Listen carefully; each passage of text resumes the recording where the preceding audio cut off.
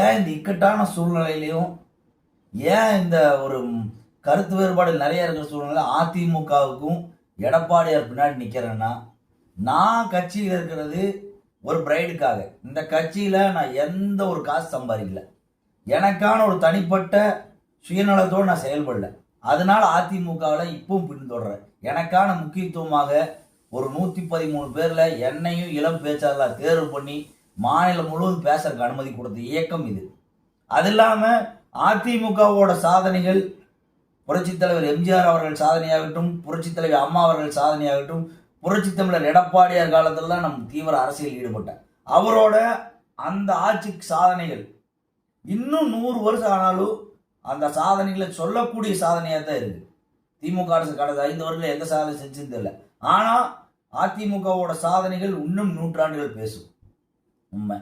அதனால அவர் பின்தொடர ஒரு மருத்துவக் கல்லூரியாகட்டும், மாவட்ட கால்நடை மருத்துவக் கல்லூரிகளாகட்டும், மாவட்டங்கள் பிரிக்கிறதாகட்டும், ஒரு குடிநீர் திட்டங்களாகட்டும், அரசு கலைக்கல்லூரி கொண்டு, இதெல்லாம் மிகப்பெரிய சாதனை. இந்த அதிமுக ஆட்சியோட சாதனைகள்.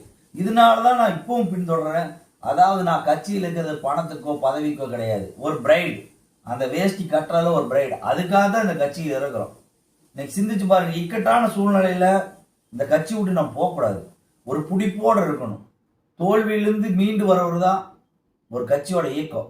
எடப்பாடியார் பின்னாடி ஏன் நிற்கிறோம்னா, இந்த சாதனைகள் இல்லாம என்னை போன்ற ஒரு கிராமத்திலிருந்து வந்து உழைத்து இந்த கட்சியில உணர்வோடு உழைத்து ஒரு ஊர்ல கிளை செயலாளர்லேருந்து வந்து ஒன்றிய செயலாளர், மாவட்ட செயலாளர், தலைமை நிலை செயலாளர், அமைச்சர், முதலமைச்சர், ஒரு இக்கட்டான சூழ்நிலை கட்சி கொண்டு வந்து அவருக்கு கொடுக்குறாங்க.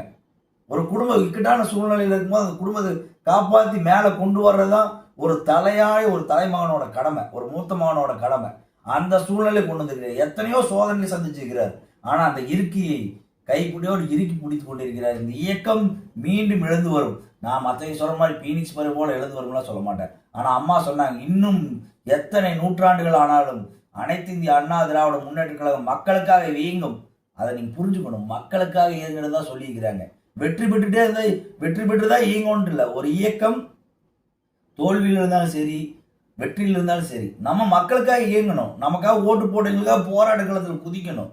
ஒரு தப்பு அரசு தப்பு செய்தான் போராட்ட காலத்தில் குதிச்சு அந்த வெற்றியை கொண்டு வரணும். அதுதான் உண்மையான இயக்கம். மக்களுக்காக இயங்குறதுனா நம்ம ஜெயிச்சு அங்கிருந்து சேவை செய்யறது மட்டும் இல்லை, எதிர்கட்சியாக சிறப்பாக செயல்படக்கூடியது தான் அம்மா சொல்லிக்கிறாங்க.